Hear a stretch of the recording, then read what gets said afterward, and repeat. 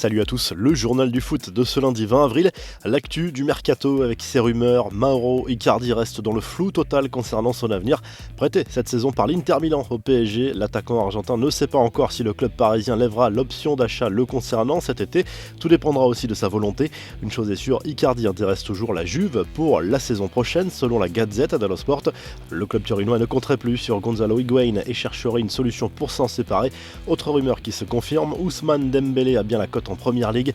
En situation d'échec au FC Barcelone en raison de ses nombreuses blessures, l'attaquant français pourrait être poussé vers la sortie cet été. Selon le quotidien Sport, Manchester United et Arsenal seraient prêts à le relancer. À en croire le journal catalan, Dembélé aurait déjà pris contact avec Anthony Martial pour en savoir plus sur les Red Devils.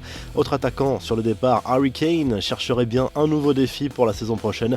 Le buteur de Tottenham serait notamment dans le viseur de la Juve. Selon le Corriere dello Sport, le club turinois se verrait bien associer le capitaine de l'Angleterre à Cristiano Ronaldo.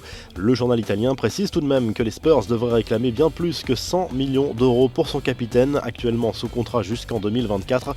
Quelques infos en bref, les joueurs de Ligue 1 et de Ligue 2 pas vraiment favorables à une reprise des championnats, du moins leurs représentants, par le biais d'une tribune publiée dans Le Monde. Sylvain Castendutch, coprésident de l'UNFP, syndicat des joueurs, pointe du doigt le risque trop élevé de blessures, le manque d'intérêt d'une compétition sans public également.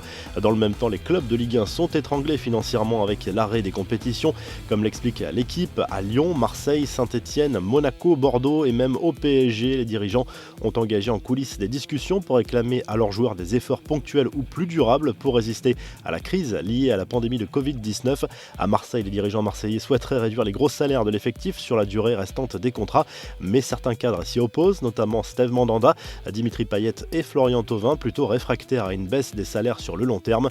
On se souvient des coups de gueule de Zlatan Ibrahimovic lors de son passage en France. Le Suédois a également fait des siennes en MLS. Dans un entretien donné à un quotidien portugais, le milieu de terrain Joao Pedro s'est souvenu d'un énorme pétage de plomb d'Ibrahimovic après une défaite du LA Galaxy il y a 2 ans. Il nous a parlé à la fin du match et nous a dit « Si vous êtes ici pour aller à la plage ou vous promenez à Hollywood, dites-le, j'ai 300 millions sur mon compte et une île. Je n'ai pas besoin de ça. Le premier qui me dit quelque chose, je vais le tuer », a raconté l'ex-coéquipier du Suédois. Plus d'un mois après le 8e de finale retour de Ligue des Champions, PSG Dortmund, au cours duquel il avait été expulsé, Emre Can l'a toujours mauvaise.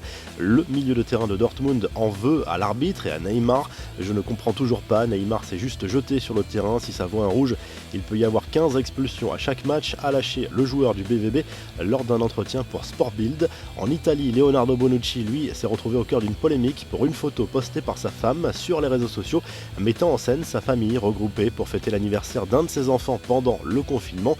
La revue de presse direction l'Italie où Tuttosport parle du futur mercato estival. Pour attirer Milik, la Juve pourrait proposer Bernardeschi en échange au Napoli. Le quotidien évoque aussi la possibilité pour le Torino de finir la saison dans un stade historique de Turin. Le stade Philadelphia a accueilli les exploits du Torino jusqu'en 1958.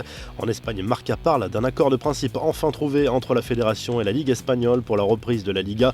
Aucune date n'a été actée, mais la saison 2019-2020 devrait bien se terminer. Enfin, le journal Sport évoque le cas personnel de Samuel Umtiti, alors que ses dirigeants pourraient étudier les offres le concernant cet été. Le Français, lui, n'a visiblement pas l'intention de partir et compte bien prouver qu'il a un rôle important à jouer dès la reprise de la Liga. Vous retrouvez l'actu foot sur topmercato.com, l'appli Top Mercato, et à très vite pour un nouveau journal du foot.